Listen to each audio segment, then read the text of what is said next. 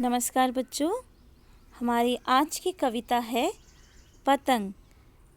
इनके कवि हैं आलोक धनवा। पतंग से आप सब चिर परिचित हो। बच्चों का और पतंग का बहुत गहरा संबंध है और इसी बाल मनोविज्ञान को कवि आलोक धनवा ने अपनी इस कविता में दर्शाया है। तो सबसे पहले हम आलोक धनवा जी के बारे में जान लेते हैं। इनका जन्म सन 1948 ईस्वी मुंगेर बिहार में हुआ था। प्रमुख रचनाएं हैं पहली कविता जनता का आदमी 1972 में प्रकाशित के बाद भागी हुई लड़कियां, ब्रूनो की बेटियां से प्रसिद्ध दुनिया रोज़ बनती है एकमात्र संग्रह। प्रमुख सम्मान राहुल सम्मान, बिहार राष्ट्रभाषा परिषद का साहित्य सम्मान, बनारसी प्रसाद भोजपुरी सम्मान और पहल सम्मान। पतंग कविता आलोक धनवा द्वारा लिखी गई एक लंबी कविता है जिसके तीसरे भाग को पाठ्यपुस्तक में शामिल किया गया है। पतंग के बहाने इस कविता में बाल सुलभ इच्छाओं एवं उमंगों का सुंदर चित्रण किया गया है। बाल क्रियाकलापों एवं प्रकृति में आए परिवर्तन को अभिव्यक्त करने के लिए सुंदर बिंबों का उपयोग किया गया है। पतंग बच्चों की उमंगों का रंग बिरंगा सपना है। आसमान में उड़ती हुई पतंग ऊंचाइयों की वे हदें हैं, बाल मन जिन्हें छूना चाहता है और उसके पार जाना चाहता है। तो बच्चों, आप सब भी जब पतंग उड़ाते हो तो ऐसा ही होता है कि पतंग हमारी सबसे ऊंचाई पर होनी चाहिए और तब तो मन करता है कि अपनी पतंग इतनी ऊंची हम उड़ाएं कि आसमान के दूसरे छोर तक वो चली जाए। और जैसे जैसे पतंग ऊंची उड़ती जाती है, हमारी कल्पनाएं, बच्चों की जो कल्पनाएं हैं, उनकी उमंग है, वो उतनी ही ज़्यादा बढ़ती जाती है। ऐसा लगता है कि आसमान के पार एक दूसरी दुनिया है, उसमें भी झांक आए, उस ऊंचाई तक हम चले जाएं। तो इन्हीं बाल सुलभ इच्छाओं का और उमंगों का चित्रण आलोक धनवा जी ने इस कविता में किया है। तो अब हम कविता को पढ़ेंगे, उसका रसास्वादन करेंगे और उसका अर्थ समझेंगे। पतंग। सबसे तेज बौछारे गई, भादो गया, सवेरा हुआ, खरगोश की आंखों जैसा लाल सवेरा। शरद आया पुलों को पार करते हुए, अपनी नई चमकीली साइकिल तेज चलाते हुए, घंटी बजाते हुए ज़ोर ज़ोर से, चमकीले इशारों से बुलाते हुए, पतंग उड़ाने वाले बच्चों के झुंड को चमकीले इशारों से बुलाते हुए। तो भादों का महीना वर्षा ऋतु का ही एक महीना होता है। इस ऋतु में बरसात होती है और तेज़ बौछारें मतलब तेज़ वर्षा। तो कवि कहता है कि भादों का महीना बीत चुका है। भादों के महीने में होने वाली बहुत तेज़ बारिश भी जा चुकी है और उसके बाद शरद ऋतु का आगमन हो गया। तो वर्षा ऋतु का जो सवेरा होता था अंधेरे से भरा हुआ होता था, लेकिन जैसे ही शरद ऋतु का आगमन हुआ है और उसमें जो सवेरा हुआ है, उसकी कवि ने उपमा दी है खरगोश की आंखों जैसा लाल सवेरा। मतलब यह ऋतु इतनी उजली थी मानो अंधेरे के बाद सवेरा हो गया हो और शरद का सवेरा खरगोश की आंखों जैसा लाल था। अर्थात इस सवेरे में सूरज की लालिमा छाई हुई थी। वरना वर्षा ऋतु में तो सूरज बादलों की ओट में छुपा रहता है, नज़र नहीं आता, लेकिन शरद ऋतु के आगमन पर सूर्य की लालिमा आकाश में छाई हुई है और वो कैसी लगती है?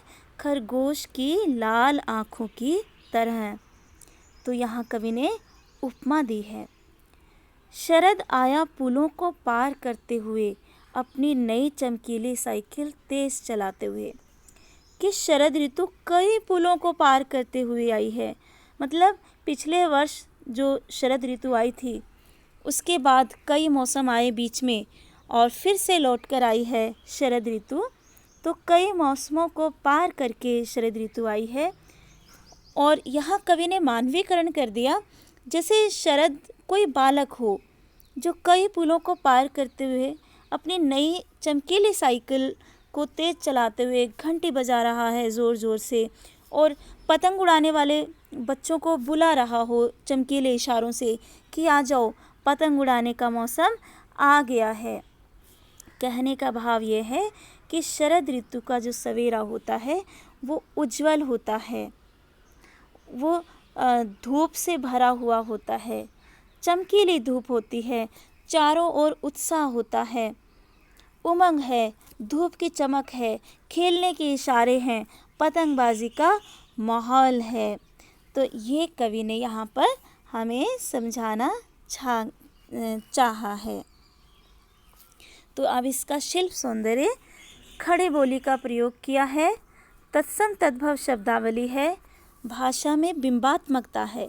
एक चित्र सा बन जाता है हम सबके सामने पतंग उड़ाते हुए बच्चों का, शरद ऋतु के सवेरे का, तो इसलिए भाषा में बिंबात्मकता है। अलंकारों का सटीक प्रयोग किया गया है। खरगोश की आंखों जैसा लाल सवेरा, उसमें उपमा अलंकार है। शरद आया पुलों को पार करते हुए, मानवीकरण अलंकार है। शरद का एक बालक के रूप में मानवीकरण किया है ना, शरद ऋतु का बालक के रूप में मानवीकरण किया गया है। जोर जोर में पुनरुक्ति प्रकाश अलंकार है। बिंब सौंदर्य, खरगोश की आंखों जैसा लाल सवेरा, यहाँ पर दृश्य बिंब है, सवेरे का दृश्य है। शरद आया से लेकर तेज चलाते हुए, यहाँ पे गतिशील दृश्य बिंब है, क्योंकि शरद अपनी साइकिल को चला रहा है, तो चलने का एक दृश्य जो चल रहा है, तो गतिशील दृश्य बिंब है। घंटी बजाते हुए ज़ोर ज़ोर से, श्रव्य बिंब है। चमकीले इशारों से बुलाते हुए, दृश्य बिंब है। तो भाषा में बिंबात्मकता है यहाँ पर। अगला पद्यांश है, आकाश को इतना मुलायम बनाते हुए कि पतंग ऊपर उठ सके, दुनिया की सबसे हल्की और रंगीन चीज़ उड़ सके। तो यूँ लगता है मानो शरद रूपी बालक ने आकाश को बहुत कोमल, साफ और मुलायम बना दिया है, जिससे कि आकाश में पतंग उड़ सके। कहने का भाव है कि आकाश जो है वो साफ सुथरा नज़र आ रहा है, मौसम सुहावना हो गया है। पतंग दुनिया की सबसे पतली, हल्की और रंगीन चीज़ होती है, और इसमें सबसे पतली बाँस की कमानी लगी होती है। इसी को समझाने के लिए कवि कहता है कि दुनिया का सबसे पतला कागज़ उड़ सके, बाँस की सबसे पतली कमानी उड़ सके, कि शुरू हो सके सीटियों, किलकारियों और तितलियों की इतनी नाजुक दुनिया। तो सबसे पतले कागज़ और कमानी से बनी पतंग आकाश में उड़ती है। तो बच्चे क्या करते हैं, जब उनकी पतंग उड़ती है तो खुशी के मारे सीटियाँ बजाने लगते हैं, किलकारियाँ मारने लगते हैं, और आकाश में पतंगे ही पतंगे भर जाती हैं। ऐसा लगता है जैसे रंग बिरंगी तितलियों की कोई दुनिया हो। यहाँ तितलियाँ पतंग के लिए भी जोड़ सकते हैं, रंग बिरंगी पतंगे आकाश में उड़ रही हैं, और तितलियों को बच्चों के साथ भी जोड़ा जा सकता है, क्योंकि बच्चों के सपने भी पतंग की भांति ही रंग बिरंगी होते हैं, उनकी दुनिया रंग बिरंगी होती है, बहुत रंग होते हैं उनकी दुनिया में। और बार बार सबको पता है कि हल्की पतली और पतली कमानी बाँस की प्रयोग की जाती है पतंग में, लेकिन फिर भी बच्चों के साथ इसका संबंध जोड़ने के लिए कि बच्चों का मन भी ऐसे हल्का फुल्का होता है, दुनियादारी का बोझ उनके ऊपर नहीं होता, हल्का मन होता है। तो इसलिए इन विशेषणों का प्रयोग यहाँ पे कवि ने किया है। जन्म से ही वे अपने साथ लाते हैं कपास, पृथ्वी घूमती हुई आती है उनके बेचैन पैरों के पास। ये देखो कपास का चित्र यहाँ पे मैंने लगाया है, ताकि कॉटन जिसको आप बोलते हो उसका एक प्लांट होता है। तो कवि कहता है ऐसा लगता है बच्चे जन्म के साथ ही अपने शरीर में कपास ले आते हैं।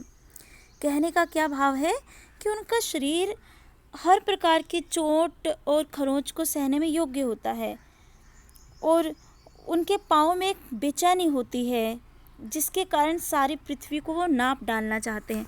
मतलब बच्चे है ना कभी भी एक जगह पर टिके नहीं रहते, उनके पैर जो है यहाँ से वहाँ टहलते रहते हैं। और जैसे कपास बहुत हल्की, कोमल, श्वेत, गुद्देदार होती है, उसी तरह बच्चों का मन भी निर्मल होता है। उनके मन में किसी के लिए कोई मैल नहीं होता, कोई वैर की भावना नहीं होती और उनका शरीर कपास की भांति ही गुद्देदार होता है। मतलब जैसे कपास जो है वो हल्की फुल्की चोट सहने में समर्थ होती है, इसी तरह बच्चों का शरीर में जब कोई चोट लगती है वो घाव भी तुरंत ही भर जाते हैं। अब इसका शिल्प सौंदर्य वही खड़ी बोली का प्रयोग किया गया है, तत्सम तद्भव शब्दावली है, भाषा में बिंबात्मकता है, अलंकारों का सटीक प्रयोग किया गया है। पृथ्वी घूमती हुई आती है उनके बेचैन पैरों के पास, मानवीकरण अलंकार। बिंब सौंदर्य आकाश को मुलायम बनाते हुए स्पर्श बिंब है, क्योंकि स्पर्श करके हमें पता चलता है कोई चीज़ मुलायम है कि कठोर है, तो इसलिए स्पर्श बिंब। पतंग ऊपर उठ सके से लेकर उड़ सके तक दृश्य बिंब है। पृथ्वी घूमती हुई आती है उनके बेचैन पैरों के पास, दृश्य बिंब। शुरू हो सके सीटियों की दुनिया, श्रव्य बिंब, क्योंकि ये हमें सुनाई पड़ता है। जब वे दौड़ते हैं बेसुध, छतों को भी नरम बनाते हुए, दिशाओं को मृदंग की तरह बजाते हुए, जब वे पेंग भरते हुए चले आते हैं डाल की तरह लचीले वेग से अक्सर। तो कवि कहते हैं कि बच्चों के पैर जो हैं बेचैन होते हैं, पूरी धरती पे घूम आना चाहते हैं, और जब बच्चे पतंग उड़ाते हैं तो उनके जीवन में एक ऐसी मस्ती होती है, उन्हें अपना भी होश नहीं होता, बेसुध होते हैं। धूप, गर्मी, कठोर छत, किसी का भी उनको ज्ञान नहीं होता और वे कठोर छतों पर इस तरह दौड़ते हैं मानो वे बहुत नरम हो। हम लोग भी तो जब गर्मी में बच्चे, जैसे कई बार आप लोग खेलते हो तो आपको गर्मी का एहसास बिल्कुल नहीं होता, क्योंकि हमारा ध्यान खेलने में होता है। इसी तरह बच्चे जब पतंग उड़ाते हैं तो वो इस तरह उसमें खोए हुए होते हैं कि उनके नरम नरम पैरों को आभास ही नहीं होता छत की कठोरता का। ऐसे लगता है वो छत की कठोरता को भी मुलायम कर देते हों, उसको भी वो नरम बना देते हों, दिशाओं को मृदंग की तरह बजाते हुए। और जब वो छतों पर दौड़ते हैं इधर से उधर, तो उनके पैरों की आवाज़ से पूरी दिशाएं जो है मृदंग की तरह बजने लगती है। मृदंग एक वाद्य यंत्र होता है, उसकी तरह बजने लगती है, वो आवाज़ गूंजने लगती है। जब वे पेंग भरते हुए चले आते हैं डाल की तरह लचीले वेग से अक्सर, छतों के खतरनाक किनारों तक, उस समय गिरने से बचाता है उन्हें सिर्फ उनके ही रोमांचित शरीर का संगीत। कि बच्चे जो हैं उनके नरम पैरों से छतें भी नरम हो जाती हैं और प्राय वे जब दौड़ते हैं पतंग उड़ाते हुए तो ऐसे दौड़ते हैं जैसे कोई झूला झूल रहे हों। झूला झूलते झोंकों के समान जो है चलते हैं इधर से उधर, जैसे एक डाल को पकड़कर छोड़ दिया जाए तो उतने ही गति से फिर वापस मुड़ जाती है।